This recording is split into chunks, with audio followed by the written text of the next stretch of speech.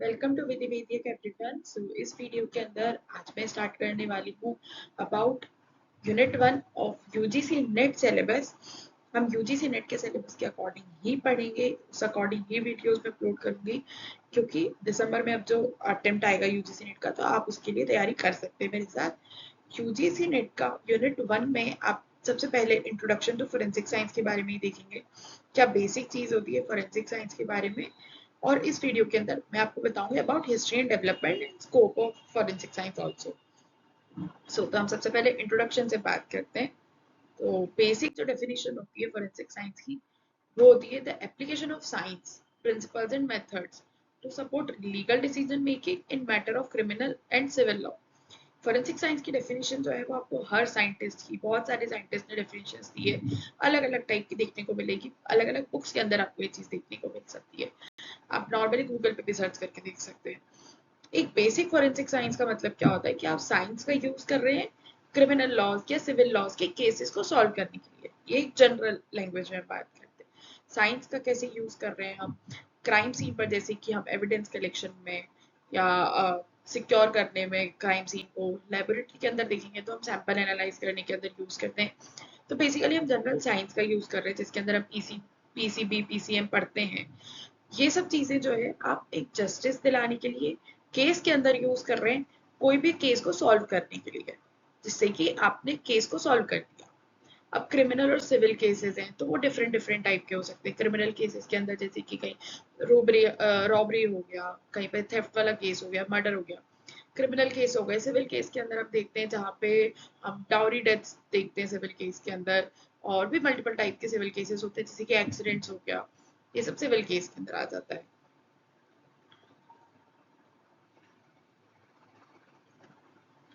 One more thing is that forensic science generally लोगों को लगता है कि डिटेक्टिव का काम है। डिटेक्टिव का काम तो है, लेकिन आप इसके अंदर साइंस का यूज जरूर करेंगे। आप बिना साइंस का यूज करे कोई भी केस को सॉल्व नहीं कर सकते, कुछ भी डिसीजन नहीं दे सकते। आपको वैलिड प्रूफ देना पड़ेगा कि ये जो हुआ है ये इस वजह से हुआ है, इसके पीछे का रीजन ये था। एविडेंसेस कलेक्ट करने के बाद हमने जो सोल्यूशन निकाला वो ये हमने निकाला। हर चीज साइंस से ही निकल करके आती है, इसलिए फॉरेंसिक साइंस नाम रखा गया।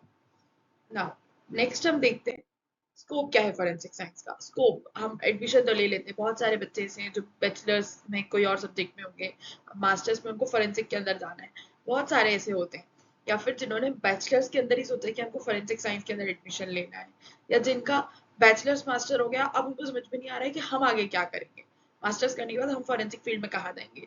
तो ये बहुत क्लियर है कि हर फील्ड के अंदर आपको कोई कुछ ना कुछ स्कोप तो मिलता है। तो आप लोगों की बातों में तो कम ही आइएगा। बेसिक थिंग मैं आपको बता देती हूँ इस स्लाइड के अंदर, जैसे कि मेंशन करा गया है कि फोरेंसिक साइंस के बाद आप किन किन डिपार्टमेंट्स के अंदर जा सकते हैं, क्या क्या अपना करियर गोल्स आप सेट कर सकते हैं। तो फर्स्ट है जैसे कि क्रिमिनल इन्वेस्टिगेशन सपोर्ट। इसके लिए आप क्रिमिनल इन्वेस्टिगेशन में जैसे कि सीआईडी, सीबीआई, जो कि आप टीवीज वगैरह में भी देखते हैं, इनके अंदर आप जा सकते हैं। लेकिन इनके अंदर जाने के लिए आपको एक्सपीरियंस चाहिए। अगर आपको डायरेक्ट एंट्री लेनी है तो आप कॉम्पिटेटिव एग्जाम्स होती हैं, जैसे कि यूपीएससी वगैरह एग्जाम्स होती है, इनके थ्रू आप डायरेक्ट सीआईडी सीबीआई में जा सकते हैं। या फिर आप कोई और फोरेंसिक की जॉब कर लीजिए, पहले एक्सपीरियंस गेन कर लीजिए, देन आप अप्लाई कर सकते हैं। नेक्स्ट है वाइड रेंज ऑफ डिसिप्लिन है। फॉरेंसिक के वाइड रेंज ऑफ डिसिप्लिन है। फॉरेंसिक में मल्टीपल ब्रांचेस है। आप फॉरेंसिक साइंस से आपको लगेगा कि हम सिर्फ क्राइम सीन पर ही जा रहे हैं, बट ऐसा नहीं है। फॉरेंसिक साइंस में भी मल्टीपल ब्रांचेस है। जो मास्टर्स पढ़ चुके हैं उनको ये चीज पता होगी, और जो बैचलर्स में एडमिशन लेना चाहते हैं उनके लिए ये चीज नहीं है। तो नई ब्रांच फॉरेंसिक साइंस में ब्रांचेस किस तरीके से, जैसे अगर आपको लेबोरेटरी वर्क करना है तो आपको केमिस्ट्री डिपार्टमेंट मिल जाएगा, बायोलॉजी डिपार्टमेंट मिल जाएगा, आपको फिजिक्स डिपार्टमेंट मिल जाएगा। लेकिन अगर आपको क्राइम सीन पर जाने वाला काम करना है तो आपको क्राइम सीन मैनेजमेंट का कोर्स करना पड़ेगा। उसके लिए आपको क्राइम सीन मैनेजमेंट के लिए अलग कोर्स अप्लाई करना पड़ेगा। आपको अगर फायर आर्म्स गन्स इस चीज में इंटरेस्ट है तो आप बैलिस्टिक में जा सकते हैं। इसके लिए फिंगरप्रिंट का भी अलग ब्रांच है, क्वेश्चन डॉक्यूमेंट का भी अलग ब्रांच है। ऐसे मल्टीपल ब्रांचेस है, साइकोलॉजी का भी अलग ब्रांच है। ऐसे मल्टीपल ब्रांचेस है, जितने भी आपके साइंस के सब्जेक्ट्स होते हैं आप उनको फोरेंसिक लगा करके इसके अंदर अप्लाई कर सकते हैं। नेक्स्ट है क्राइम सीन मैनेजमेंट, जैसा कि मैंने आपको बता ही दिया। एविडेंस एग्जामिनेशन, लैब के अंदर जो काम होता है एविडेंस एग्जामिनेशन मतलब विसरा एग्जामिनेशन, जैसे कि फोरेंसिक केमिस्ट्री टॉक्सिकोलॉजी वाले बच्चे करते हैं। इसके अलावा हम देखते हैं तो हम बायोलॉजी के डीएनए सैंपल्स का एनालिसिस कर सकते हैं। अलग अलग है एनालिसिस, अलग अलग डिपार्टमेंट के अंदर होता है। जुडिशियल एड, आप कोर्ट के अंदर जा सकते हैं, आप ऐसे एक्सपर्ट टेस्टिमनी आप कोर्ट के अंदर अप्लाई हो सकते हैं। ये सब चीजें आती है। सिविल एप्लीकेशंस हो गया, सिविल केसेस के अंदर जो आता है। डिजास्टर विक्टिम आइडेंटिफिकेशन, बहुत सारे ऐसे केसेस होते हैं जैसे कि बड़े बड़े डिजास्टर्स हो गए, कहीं पे अर्थक्वेक आ गया, कहीं पे सुनामी आ गई, इतने बड़े बड़े केसेस के अंदर आपको पूरा टीम लेके जाना होता है। उन टीम्स का भी अलग रिक्रूटमेंट होता है, अलग डिपार्टमेंट्स होते हैं। इस तरीके से आप उन टाइप के केसेस के अंदर आप क्या नई चीजें कर सकते हैं, क्या चीजें आपको करनी होती है, क्या प्रोस एंड कॉन्स का आपको ध्यान रखना होता है, वो इन डिपार्टमेंट्स के अंदर आपको सिखाया जाता है। इमर्जिंग टूल्स हो गए, टेक्नोलॉजीज हो गई, नई टेक्नोलॉजीज जैसे कि आजकल हम नैनो पार्टिकल्स, नैनो मटेरियल्स की बात करते हैं, सेंसिंग की बात करते हैं, तो आप टूल्स बना सकते हैं, आप रिसर्च में जा सकते हैं। आप बहुत सारी ऐसी चीजें होती है, आप रिसर्च के अंदर जाएंगे तो आपको पीएचडी करना होगा। आप हेल्प कर सकते हैं क्राइम सीन पर, जैसे हमको कोई इंस्ट्रूमेंट बना लिया हमने ऐसा, जो हम क्राइम सीन पर विद इन अ सेकेंड्स आप एनालाइज कर सकते हैं कोई सैंपल को, आप प्रीलिमिनरी एनालिसिस कर सकते हैं कोई भी सैंपल का। ये चीजें आ गई स्कोप के अंदर।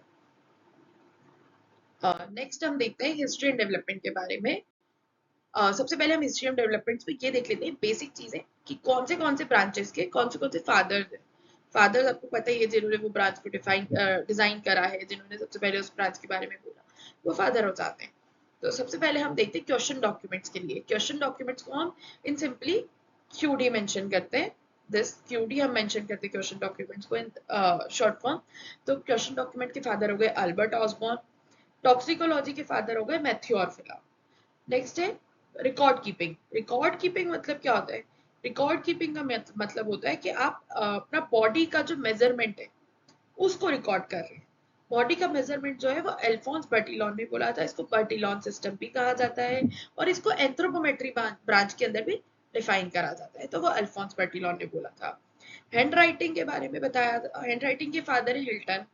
नेक्स्ट है फिंगरप्रिंट। फिंगरप्रिंट के फादर है फ्रांसिस गेल्टन। ये बहुत इजीली याद हो जाता है, जैसे कि एफ जी की को एफ जी लिखते हैं हम फिंगरप्रिंट को शॉर्ट फॉर्म में, तो हम इसको इस तरीके से भी याद कर सकते हैं कि फिंगरप्रिंट के फादर फ्रांसिस गेल्टन है। हिल्टन हैंड राइटिंग के एच से एच शुरू हो रहा है ऐसे करके, और एडवर्ड हेनरी हमारा ने हमने फिंगरप्रिंट क्लासिफिकेशन दिया था। फिंगरप्रिंट के आपको अलग अलग फादर्स मिलेंगे। एडवर्ड हेनरी ने फिंगरप्रिंट क्लासिफिकेशन दिया था। मल्टीपल टाइप्स ऑफ क्लासिफिकेशन है फिंगरप्रिंट का भी, वो हम आगे वाली वीडियोस के अंदर देखेंगे। और फ्रांसिस गेल्टन ने सिर्फ फिंगरप्रिंट के बारे में बताया था कि फिंगरप्रिंट क्या होती है। नेक्स्ट हम देखते हैं, तो विलियम हर्शल है, जिन्होंने फिंगरप्रिंट को यूज करा था क्रिमिनल इन्वेस्टिगेशन के अंदर। सबसे पहले फिंगरप्रिंट को यूज करा इन्होंने किसमें? क्रिमिनल इन्वेस्टिगेशन के अंदर। एडवर्ड है एक, हमने आगे एडवर्ड हेनरी देखा, यहाँ पे एडवर्ड है। ये स्पेलिंग में थोड़ा सा कंफ्यूजन होता है और एग्जाम में क्वेश्चंस आ चुके हैं। इन्होंने ब्लड पैटर्न एनालिसिस करा था। ब्लड पैटर्न एनालिसिस क्या होता है? सिंपल लैंग्वेज में हम समझ लेते हैं अभी, बाकी आगे वाली आने वाली बायोलॉजी वाली जो यूनिट है उसके अंदर ये चीज कवर हो जाएगी। ब्लड पैटर्न एनालिसिस क्या होता है? जैसे आपने देखा होगा, आप कभी गलती से चाय गिर जाती है या पानी या कोई विस्कस मटेरियल आपके हाथ से गिर जाता है फ्लोर पर। आप फ्लोर पे जब वो गिरेगा, अगर वो 90 डिग्री पे गिर रहा है, तो जो सर्कल फॉर्म होगा, जो राउंड फॉर्म होगा, वो इक्वल होगा। वो सैटेलाइट फॉर्म में नहीं होगा, उसके अंदर से अलग अलग बूंदे नहीं बनेगी। तो उस वो जो है वो ब्लड पैटर्न एनालिसिस है। अगर आपने कोई एंगल पे गिराया, कोई एंगल पे अगर कोई बूंद गिरती है, आपने देखा होगा बारिश में शीशे पर, गाड़ी के शीशे पर या वॉल्स पर जो बूंद गिरती है वो एक स्लैंट, एक एंगुलर फॉर्म में बनती है, टेढ़ी बनती है, इलोंगेटेड बनती है। वो जो है एंगल्स जो है, उस हिसाब से हम ये पता कर सकते हैं कि ब्लड ड्रॉप किस एंगल से गिरी है, कितनी हाइट से गिरी है, कितना उसका विस्कोसिटी था उस टाइम पर। ये सब चीजें हम ब्लड पैटर्न एनालिसिस कर सकते हैं। सीजर लैम्ब्रोसो ने क्रिमिनोलॉजी के बारे में बोला था, इस पे भी क्वेश्चन आ चुका है यूजीसी नेट। आई थिंक जून और दिसंबर 2024 में इसका एक क्वेश्चन आया था। हैंस क्रॉस ने क्रिमिनल इन्वेस्टिगेशन दिया था, और पॉल कर्क ने क्राइम इन्वेस्टिगेशन दिया था। ये जो दोनों है, क्रिमिनल इन्वेस्टिगेशन, क्राइम इन्वेस्टिगेशन, ये दोनों इनकी बुक्स के भी नाम है, ये भी आप याद रखेंगे। नेक्स्ट हम आते हैं हिस्ट्री एंड डेवलपमेंट में ही फ्रैंक विल्सन ने फॉरेंसिक अकाउंटिंग के बारे में बोला था। अब फॉरेंसिक अकाउंटिंग क्या होता है?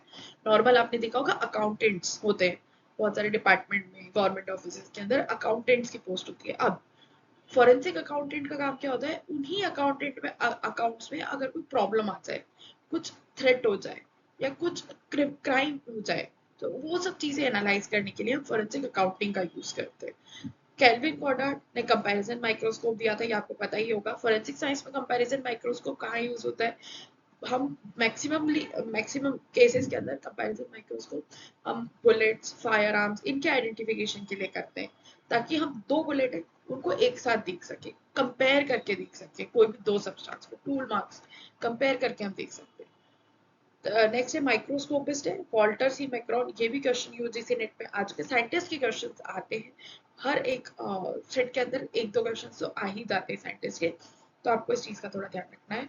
Edmond Locard, Locard extension principle, ये हो सकता है आपको पता हो, वरना मैं एक शॉर्ट में बता देती हूँ उस बारे में।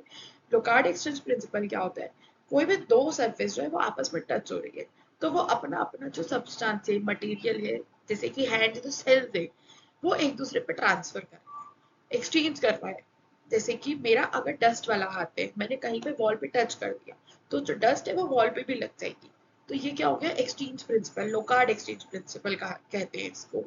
एविडेंस जो है वो अपना मार्क छोड़ता है, कोई भी क्राइम सीन पर चीज हुई है तो वो अपना एविडेंस मार्क छोड़ता है, जिसको हम एविडेंस कहते हैं। तो वो जो कोई भी एक्टिविटी हो रही है वो लोकार्ड एक्सचेंज प्रिंसिपल के थ्रू ही हो पा रही है।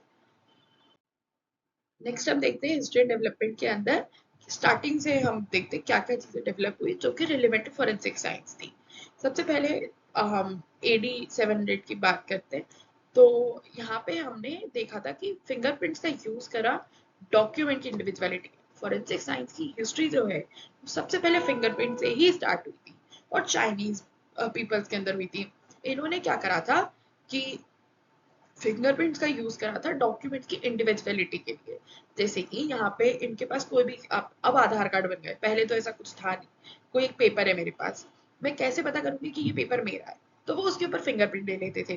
फिंगरप्रिंट लेने के बाद वो मैच करते थे तो उनको क्लियर हो जाता था कि हाँ ये पेपर इसी इंसान का है। नेक्स्ट हम देखते हैं 1248 में, तो first time medical knowledge use to solve crime, सबसे पहले मेडिकल नॉलेज का यूज करा था क्राइम को सॉल्व करने के लिए। नेक्स्ट हम देखते हैं 1686 में, तो मार्सिलो मेल्फिजी ने फिंगरप्रिंट्स के कैरेक्टरिस्टिक्स दिए थे। अब फिंगरप्रिंट को आप जूम करके देखेंगे, आप मैग्नीफाइंग ग्लास से फिंगरप्रिंट को देखिए, फिंगरप्रिंट में छोटे छोटे छोटे छोटे रिजेस होते हैं, माइन्यूशियाज होते हैं, वो माइन्यूशिया सब में डिफरेंट होते हैं। वो क्या है, एक तरीके का फिंगरप्रिंट का कैरेक्टरिस्टिक है, इंडिविजुअल कैरेक्टरिस्टिक है, that is not a class characteristic only, that can be an individual characteristic. So Marcello Malpighi ने इसके बारे में बताया था ना। 1784 में क्या हुआ था, जॉन थॉम्स थे जिन्होंने फिजिकल मैचिंग करा था टॉर्न पेपर का। टॉर्न पेपर मतलब मेरे पास पेपर के मल्टीपल टुकड़े हैं, टूटा हुआ पेपर है मेरे पास, छोटे छोटे छोटे छोटे टुकड़े हो रखे हैं उसके, अब मुझे उसको जोड़ना है, तो ये देखना है कि इस पेपर में क्या लिखा हुआ था, या ये पेपर किस चीज का था, ओरिजिनलिटी क्या थी इस पेपर की, तो ये चीज इन्होंने करी थी। नाउ 1810 में first chemical test for dye ink document examination, सबसे पहला केमिकल टेस्ट हुआ। मेरे पास कोई पेपर है, बहुत पुराना कोई पेपर है मेरे पास, जिसपे कुछ लिखा हुआ है, इंक से लिखा हुआ है, अब मुझे ये पता करना है कि ये इंक जो है ये कब की है, या इस इंक का कंपोजिशन क्या था, तो उसका टेस्ट इन्होंने करा था, केमिकल टेस्ट डाई का एनालिसिस करने के लिए। 1813 में फिर मैथ्यू ऑर्फिल आए, जिनको हमने मॉडर्न फादर ऑफ टॉक्सिकोलॉजी कहा। पहले कौन से मॉडर्न फादर ऑफ टॉक्सिकोलॉजी है, मैथ्यू ऑर्फिला। नाउ 1823 में जॉन इवेंजेलिस्ट पुरकिंजे आए, जिन्होंने nature of fingerprints and classification into 9 major type, nature तो बताया से फिंगरप्रिंट का, अब फिंगरप्रिंट को इन्होंने क्लासिफाई कर दिया 9 मेजर टाइप्स के अंदर। 9 जो है टाइप्स है फिंगरप्रिंट के क्लासिफिकेशन के, जो हम आगे की वीडियोस के अंदर देखेंगे कि फिंगरप्रिंट का क्लासिफिकेशन क्या है। तो क्लासिफिकेशन इस बेसिस पे कि अलग अलग फॉर्मूलाज यूज होते हैं, अलग अलग टाइप्स है, अलग अलग, वी हैव 10 फिंगर्स, सो हम किसी क्लासिफिकेशन के अंदर 10 ही यूज कर रहे हैं, किसी के अंदर एक यूज कर रहे हैं, किसी के अंदर दो यूज कर रहे हैं, इस तरीके से हमने डिफाइन करा था। नाउ 1813 में 1831 में first analyse activity in human saliva by Lucas. Lucas थे ल्यूकास जो साइंटिस्ट थे, उन्होंने एक्टिविटी एनालाइज करी थी ह्यूमन सलाइवा के अंदर। देन 1835 के अंदर बुलेट कंपैरिजन करा केल्विन गॉडार्ड। केल्विन गॉडार्ड मैंने बताया इसे, जो फादर है कंपैरिजन माइक्रोस्कोप के, उन्होंने बुलेट का एग्जामिनेशन करा कंपैरिजन माइक्रोस्कोप में। देन 1836 के अंदर आर्सेनिक डिटेक्ट करा जेम्स मार्श ने। आर्सेनिक मेटल है, आर्सेनिक जो है, क्यों हम फोरेंसिक साइंस के अंदर आर्सेनिक की बात कर रहे हैं अब ये जानते हैं। आर्सेनिक जो है वो एक बहुत ही टॉक्सिक मेटल है जो कि ह्यूमन हेल्थ में बहुत ही टॉक्सिसिटी कॉज कर सकता है और करता है आर्सेनिक। लेकिन एक तरीके से ये मेडिसिन का भी काम करता है। कोई भी चीज टॉक्सिक होती है, चाहे वो पानी ही क्यों ना हो, वो भी एक पॉइजन की तरह काम करता है, लेकिन उसकी डोज पे डिपेंड करती है हर चीज।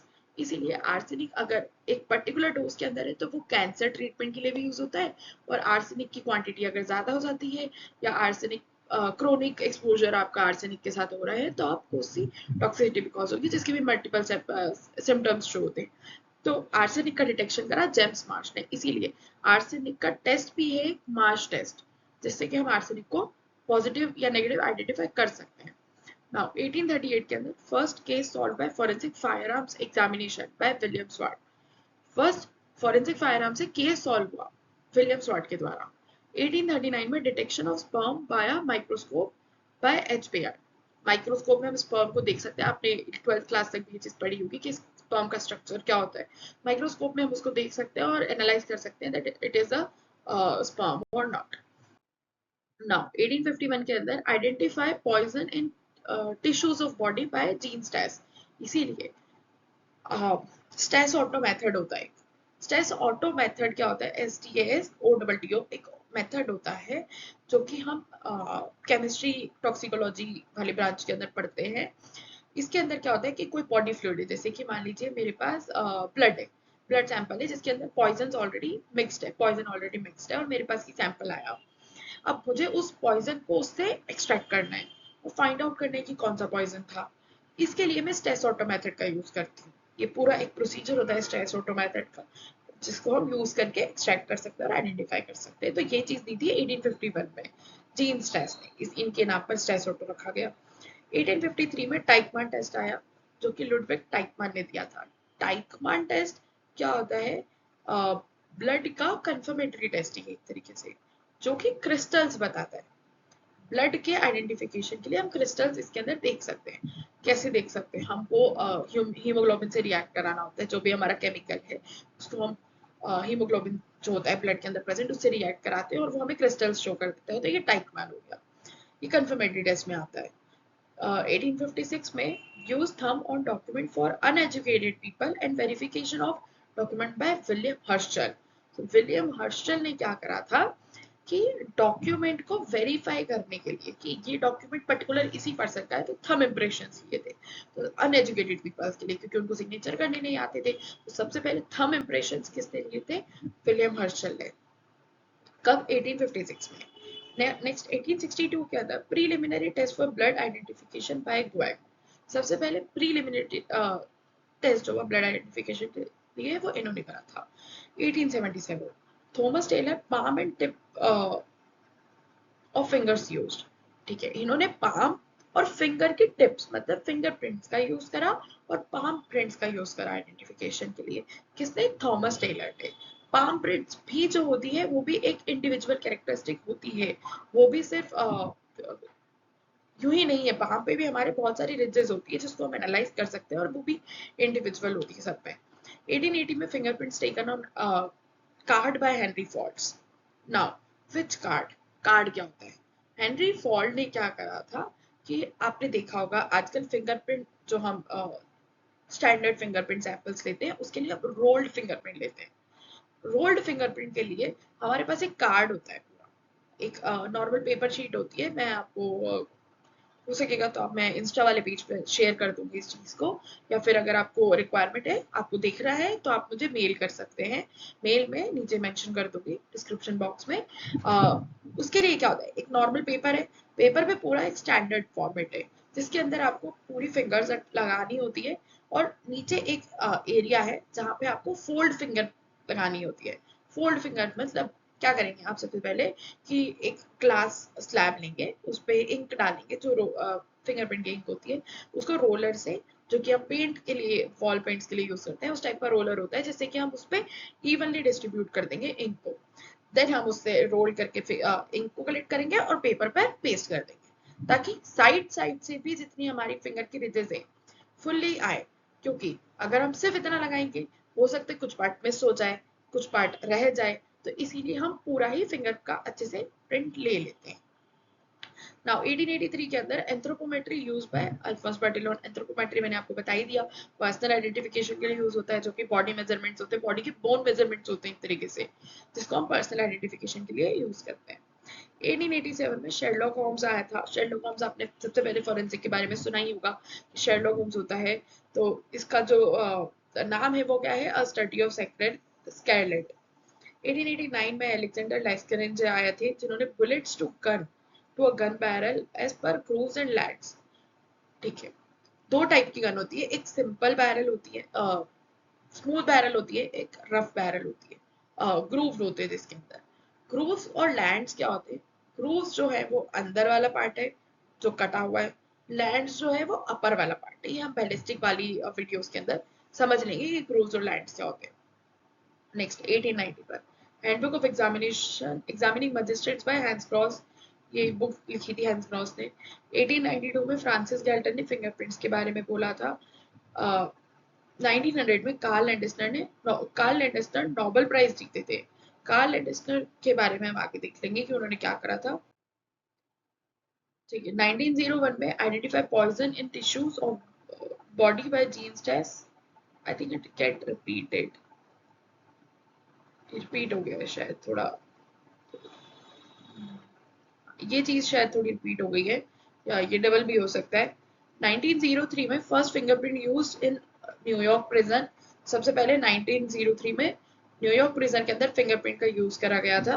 1910 में first police crime lab in by Edmund Lockhart. Edmund Lockhart ने बहुत सारी चीजें करी थी, तो इन्होंने फर्स्ट पुलिस क्राइम लैब भी एस्टैब्लिश करी थी। एंड क्वेश्चन डॉक्यूमेंट बुक लिखी थी अल्बर्ट एस ऑसबॉर्न ने सेम ईयर में, दैट्स व्हाई मैंने इसमें इंक्लूड कर दिया है। 1912 में टाकायामा फर्स्ट आइकमैन टेस्ट आया था उधर, यहाँ पे टाकायामा टेस्ट की बात हो रही है। दोनों कंफर्मेटरी टेस्ट है, दोनों के रिजल्ट में क्रिस्टल ही शो होते हैं, दोनों का बस मेथड अलग अलग है, केमिकल्स अलग अलग यूज होते हैं दोनों में। 1915 में first antibody test ABO blood group by Leone Lattes. Leone Lattes test, Lattes crystal test आपने सुना होगा, blood identification, blood group identification के लिए सबसे बेसिक होता है।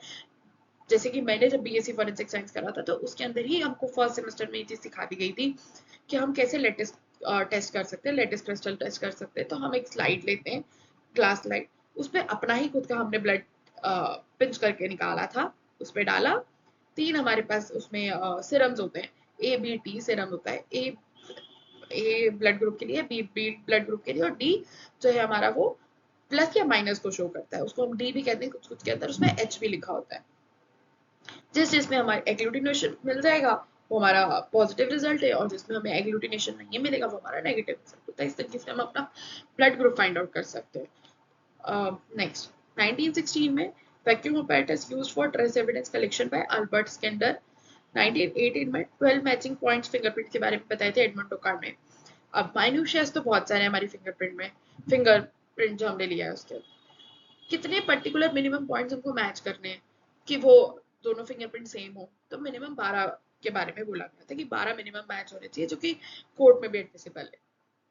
1921 में पॉलीग्राफ टेस्ट आया था, जॉन लैरसन, लियोनार्ड और किलर ने दिया था। पॉलीग्राफ टेस्ट क्या होता है? लाइट डिटेक्शन टेस्ट होता है, इसके लिए भी हम अलग से वीडियो प्रिपेयर करेंगे कि क्या होता है, इससे भी क्वेश्चंस आते हैं।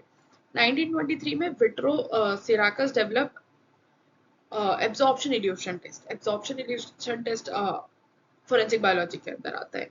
1924 में पुलिस क्राइम लैब बनी थी, यूएस बाय ऑगस्ट वॉलमर ने बनाई थी। 1927 में MNP blood factors first detected for developing MNS and P typing Landsteiner. MNP blood groups होते हैं, ब्लड टाइप्स होते हैं। 1931 एब्जॉर्प्शन इनहिबिशन बाय, जैसे कि एब्जॉर्प्शन इल्यूशन है वैसे ही एब्जॉर्प्शन इनहिबिशन भी एक टेस्ट होता है। Now 1937 में केमिलुमिनेसेंट रिएजेंट ल्यूमिनॉल बाय वॉल्टर स्पेक्ट, इन्होंने केमिलुमिनेसेंट रिएजेंट बनाया था ल्यूमिनॉल के लिए, जो कि फ्लोरोसेंट शो करता है। 1940 में RH ब्लड ग्रुप बनाया था कार्ल लैंडस्टर ने और AS फिनर ने, जिन्होंने इसको फाइंड आउट करा था, बनाया था, मतलब फाइंड आउट करा था। 1941 में वॉइस प्रिंट आइडेंटिफिकेशन दिया था मोरेरी, हिल एंड कैस्टा ने। वॉइस प्रिंट आइडेंटिफिकेशन क्या होता है, जैसे कि एक ये भी नई ब्रांच है, ये भी ब्रांच है फॉरेंसिक साइंस के अंदर, कि हम वॉइस एनालिसिस कर सकते हैं। मैं जो बोल रही हूँ, आप जो बोलते हैं, सब वॉइस में अलग अलग फैक्टर्स होते हैं, अलग अलग। अरे जैसे कि हम बोलते हैं पिच होता है, एम्पलीट्यूड होता है वॉइस के अंदर, तो सबका अलग अलग होता है, सिमिलर नहीं होता है किसी का भी। किसी का पिच ज्यादा होता है, किसी का कम होता है, इस तरीके से वॉइस प्रिंट का हम आइडेंटिफिकेशन कर सकते हैं। अब प्रिंट का मतलब क्या है, वॉइस सैंपल्स जो है उसको हम स्पेक्ट्रोग्राम फॉर्म में देख सकते हैं, तो वो प्रिंट फॉर्म में आ गया, फिर हम उसका आइडेंटिफिकेशन कर सकते हैं। 1941 में एसिड फॉस्फेट टेस्ट हुआ था, डेवलप करा गया था, डिफाइन करा गया था सीमन के आइडेंटिफिकेशन के लिए, क्योंकि एसिड फॉस्फेटेज जो है वो सीमन के अंदर रिप्रेजेंट होता है मेनली। लेकिन इसका फॉल्स पॉजिटिव रिजल्ट्स भी आ जाते हैं, क्योंकि ये फ्रूट्स वेजिटेबल्स के अंदर भी मिल जाता है, अदर बायोलॉजिकल फ्रूट्स के अंदर भी मिल जाता है। ये दिया था फ्रैंक लिंक्विस्ट ने। 1946 में लिवाइस ब्लड ग्रुप आया था मॉरिन के द्वारा। 1950 में डफी आया था और एम आया था। साथ ही साथ 1950 में मैक्स फ्रिशलर ने टेप लिफ्टिंग भी बताया था ट्रेस एविडेंस के लिए। ट्रेस एविडेंस क्या होता है, ऐसा एविडेंस जो हमें नेकेड आई से दिख भी रहा है, लेकिन हमको हो सकता है वो इतना ज्यादा बारीक हो कि हमको मैग्नीफाइंग ग्लास का यूज करना पड़े, जैसे कि डस्ट पार्टिकल्स हो गए, हेयर्स हो गए। इसके लिए टेप लिफ्टिंग मेथड का यूज करा था, जो कि बहुत ही बेसिक टेस्ट है और बहुत ही कॉमन सेंस वाली चीज हो जाती है। 1953 में क्राइम इन्वेस्टिगेशन बुक लिखी थी पॉल कर्क ने। 1954 में ब्रेथ एनालाइजर आया था, जो कि बीएफ स्किनर ने दिया था। ब्रेथ एनालाइजर जो वो अल्कोहल डिटेक्शन के लिए यूज होता है, जो कि आपने देखा होगा बहुत सारे रोड सिग्नल्स पे, ट्रैफिक सिग्नल्स पे आपको देखने को मिलता है कि पुलिस वाले यूज करते हैं। 1960 में 60 में Lucas used GC gas chromatography का यूज करा था पेट्रोल आइडेंटिफिकेशन के लिए ल्यूकास ने। 1974 में सेमीडीएक्स बाय इन साइंटिस्ट के द्वारा सेमीडीएक्स बनाया गया। सेमीडीएक्स जो है वो बहुत ही एक ऐसा कह सकते हैं बहुत ही सेंसिटिव इंस्ट्रूमेंट है, बहुत ही ज्यादा एक्यूरेट होता है सेमीडीएक्स, जो कि हम बहुत सारे सैंपल्स के लिए यूज करते हैं एनालाइज करने के लिए। 1977 FBI developed AFIS automated fingerprint identification system, that is AFIS. Now 1984 में VNTR DNA profiling test by Jeffries। VNTR DNA क्या होता है, DNA तो हमने पता है सबको DNA क्या होता है। अब DNA के अंदर दो टाइप के पार्ट्स होते हैं, एक तरीके हम सिंपल लैंग्वेज में बात करें कि पार्ट्स होते हैं DNA के, जिसको हम VNTR भी बोलते हैं और STR भी बोलते हैं।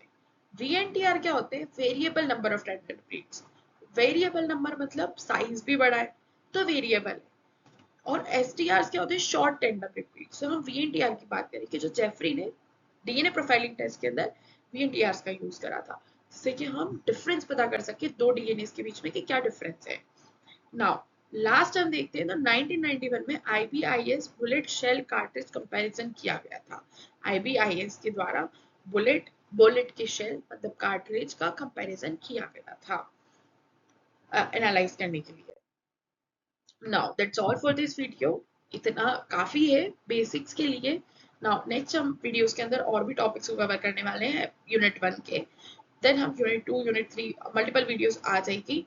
तो थैंक यू। और एक और मैंने इसके अंदर जैसे कि मेंशन करा है, your future is created by what you do today. आप आज क्या कर रहे हैं, आपका फ्यूचर उस पर डिपेंड करता है, नॉट टुमारो। कल क्या करेंगे, कल किसने देखा वाली चीज है कि कल क्या पता क्या हो, कल आपको टाइम ही ना मिले कुछ करने का। Study like your dreams depend on it. उस तरीके से पढ़िए जिसपे आपका ड्रीम डिपेंड करता है।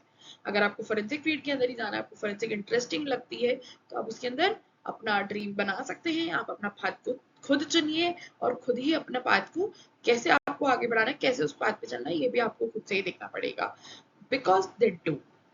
Thank you so much.